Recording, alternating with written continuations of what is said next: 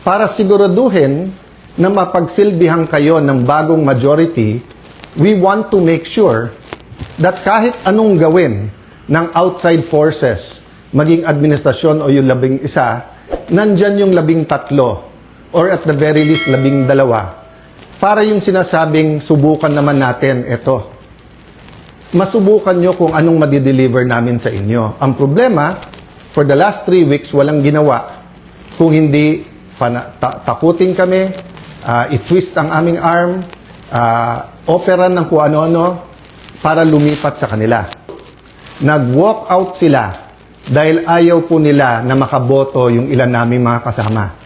Yun po, sa kanila mismo nanggaling yon. Objective ng walk out nila, sila ang maging majority.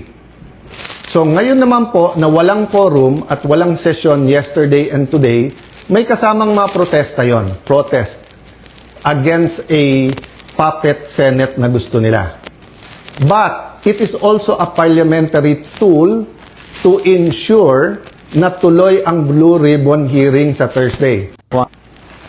I thank God for this opportunity to again directly talk to you, mahal namin mga kababayan, sa Luzon, Visayas at Mindanao, lalong-lalo na po sa mga nagsasakripisyong Pilipinong nagtatrabaho abroad. Magandang hapon sa inyo. Parati po natin pinagdadasal na pagpalain ang ating bansa.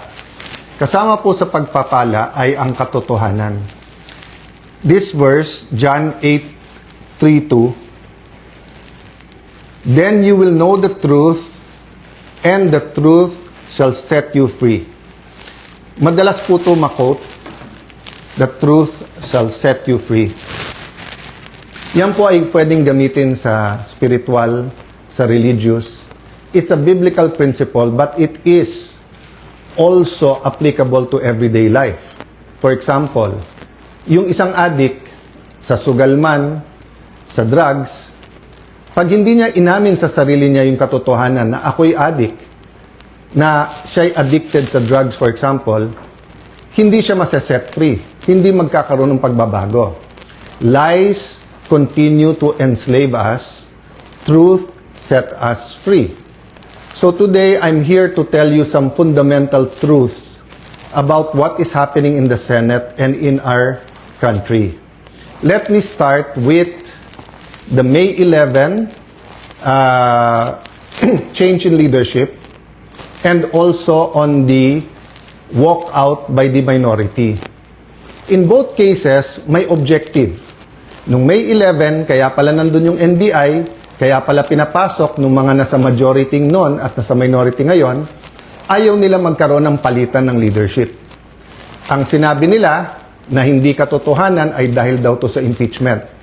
Pero yung pala, ito'y tungkol sa maraming bagay, kasama po na magkaroon ng independent, impartial impeachment, but also, ayaw na magkaroon ng hearing sa Blue Ribbon na kung saan lalabas ang buong katotohanan.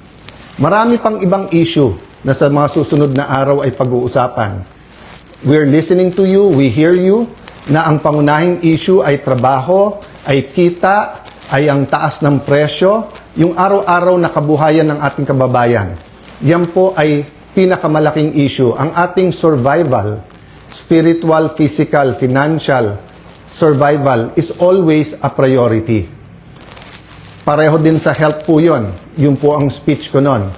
Na ang ating spiritual health, physical health, mental health, financial health ay napaka-importante at dapat we look at the bigger picture. Pero tignan nyo po, para siguraduhin na mapagsilbihan kayo ng bagong majority, we want to make sure that kahit anong gawin ng outside forces, maging administrasyon o yung 11, nandyan yung 13 or at the very least 12 para yung sinasabing subukan naman natin ito. Masubukan nyo kung anong madideliver namin sa inyo. Ang problema, for the last 3 weeks, walang ginawa. Kung hindi, takutin kami, i-twist ang aming arm, operan ng kung ano-ano para lumipat sa kanila. I'll go back to that later on. What's my point? you want an independent Senate. Our Constitution provides for the separation of power. Bakit separate?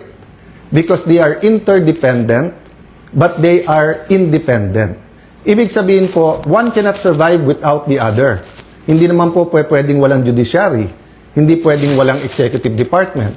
Pero hindi naman po pwede po na executive department lang at puppets lang po ang nasa judiciary or in this case, the legislature. So nung nag-walk out po sila, ano sabi nila? Na utakan ang majority, na gamit ang rules ng minority. Ang sabi nila, master ang play ni Senator Tito Sotto dahil alam niya yung rules. Ayaw po nila na magkaroon ng online dahil sa bibig na rin nilang nanggaling. Sabi nga nila, ang isda sa bibig ng gagaling, may ikukulong daw. Bakit nila alam yung timing sa kulong? Sinabi ni Senator Jinggoy, hindi lang ngayon nangyari sa kanya yan, since February. Wala na daw kaso, pag siya po ay sumunod sa kanila. In this case, lumipat. So sabi ni Senator Jinggoy, sa susunod na kabanata na lang, sasabihin niya po or sa kanya niya sasabihin ko ano ebidensya niya kung sino-sino. Hindi hearsay sa akin to dahil napakinggan ko yung ilan nilang conversation. So alam ko for a fact na totoo na binabargain ang kanyang kaso, mabalik lang ang majority sa ngayon na 11 o minority. Kaya parati ko inuulit-ulit, huwag kayong magpa-11 sa 11. Eh sabi nila ngayon, paano na yan? 11-11 na. So isi-simplify ko po ha. Ito po yung main message ko ngayon. Isi-simplify ko po ha. Main message na nakaugnay sa truth. Truth. Nag-walk out sila dahil ayaw po nila na makaboto yung ilan naming mga kasama. Yung po, sa kanila mismo nanggaling yon. Objective ng walkout nila, sila ang maging majority. So ngayon naman po na walang quorum at walang session yesterday and today, may kasamang mga protesta yon. Protest against a puppet Senate na gusto nila. But it is also a parliamentary tool to ensure na tuloy ang Blue Ribbon hearing sa Thursday. Ulitin ko po ha. Ginamit nila yung parliamentary tool na walk out para po hindi matuloy ang pag-change ng rules. So ngayon po ang majority, ginagamit din po ang rules sa tama, morally, legally, to ensure na hindi agawin ang mga committees para po matuloy ang hearing ng Blue Ribbon sa Thursday at ang iba't iba pang mga importanteng hearing sa bawat committee. Yes, you heard me right. Sa kanilang official or unofficial spokespersons, no? Meaning sila mismo or yung mga avatar nila or yung mga vloggers, formal, informal, PR spokesperson ang nagsabi na sa 11-11, umabsent lang yung isa, mag-abstain lang yung isa, they can move. Sabi po sa isang pahayag o isang vlog at sa iba pong mga news reports, di ba? Pwedeng maging lame duck Senate President, si Alan Cayetano. Taga-Tagig at Pateros po kami. Kahit lame duck, lumalaban pa rin. No? So, alam po namin plano nila. Ang plano nila, abangan, tanggalin ang mga committee sa legitimate majority. Why do I say legitimate majority? In a completely independent Senate, 13 is 13. Kahit nasa abroad, kahit fugitive, kahit na nakakulong.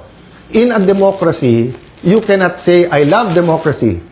Tapos pag minority ka, gusto mo, ikaw masunod. Pag minority ka, you have a moral influence to try to influence the majority. But you cannot supplant your decision for the decision of the majority. We have the majority. 13 elected senators out of 24. Actually, 14 kami, na-pressure nila yung isa. In the future, I can show you paano siya tinakot and I can show you kasama talaga namin. Ang problema nga tinakot at ang pagpihit ngayon pagkakulong ni Senator Jinggoy ay ginagamit nilang panakot sa iba. Don't get me wrong ha. I'm not blaming the Sandigan Bayan or the law or legal processes. I'm saying later on it will be revealed that they abused the Blue Ribbon Committee. They abused, di ba, yung paggamit sa investigation ng DOJ at Ombudsman. I won't go there right now because I want everyone to fully understand the situation. The situation now is that we want an independent impeachment. Magaganap po yan. Walang mga scheme, sinister plot.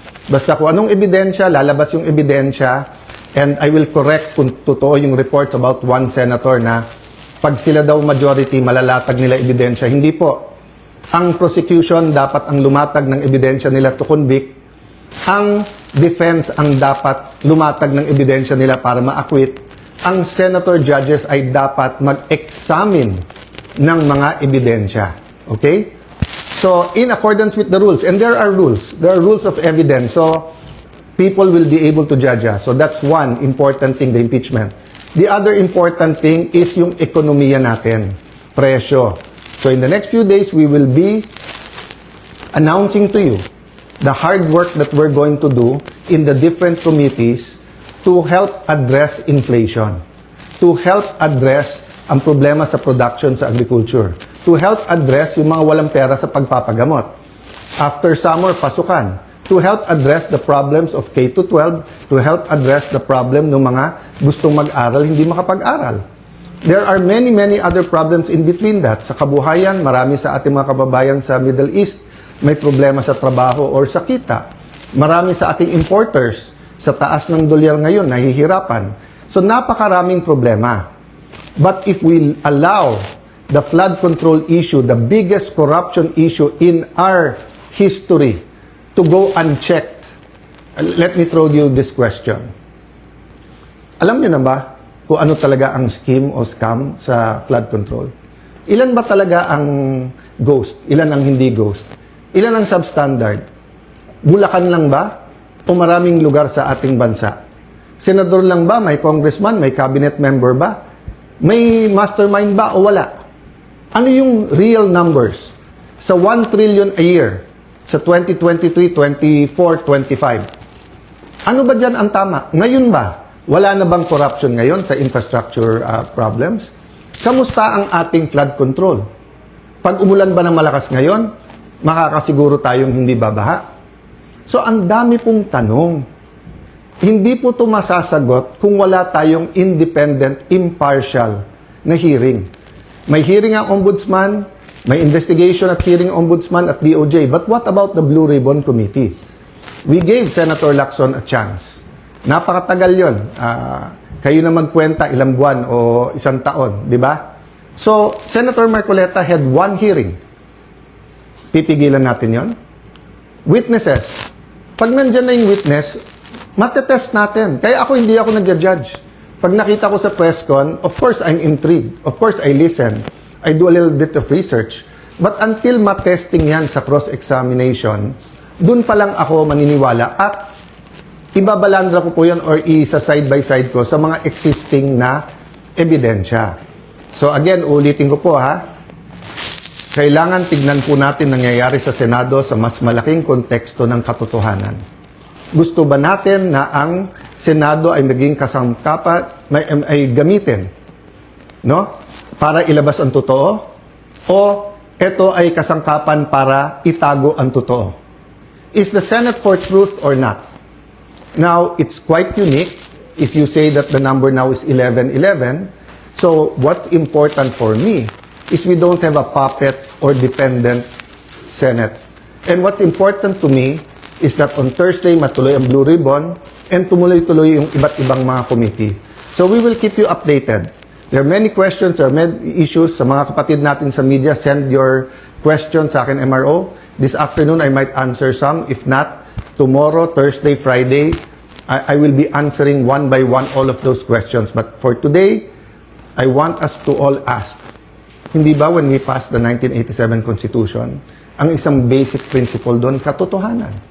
Di ba nung nagkaroon ng EDSA 1 at 2, katotohanan. Pinakamalalaking skandalo sa buong mundo, Watergate. It's about truth, katotohanan. Ngayon, lahat ng propaganda sa Iran, sa Israel, sa US, presyo ng langis.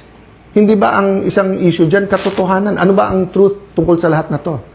Ang corruption sa ating bansa ay hindi mabibigyan ng lunas kung walang pagbabago. At walang pagbabago kung hindi tayo magsisimula sa katotohanan. So I challenge all senators, both from the minority and majority, what's more important to us? Position, wag mabanggit yung pangalan natin, wag tayo makasuhan, malapit tayo sa administrasyon, 2028 may ambisyon. If you say you love the country, then why not fight for it? And you know, you may say a lot of things about Senator Jinggoy. You may talk about his past. But I will reiterate, I am a witness. Narinig ko yung mga offer sa kanya. Wala ka ng kaso, wag ka lang kakalas. Nung una, wag ka sumama dyan kay Senator Loren. Ngayon naman, kumalas ka at join the minority. The minority senators knows this. So stop lying. You know this. Some of you are using it in talking to us. Oh, sabi ko naman sa inyo, no? Pumili tayo ng 13, I'm ready to go anytime, any day. Basta't may 13 na. Show me 13, wala nang problema. Ang pakiusap ko lang, let that be 13 that are fighting for the truth. So that the truth can finally set all Filipinos free. God bless you. God bless the Philippines.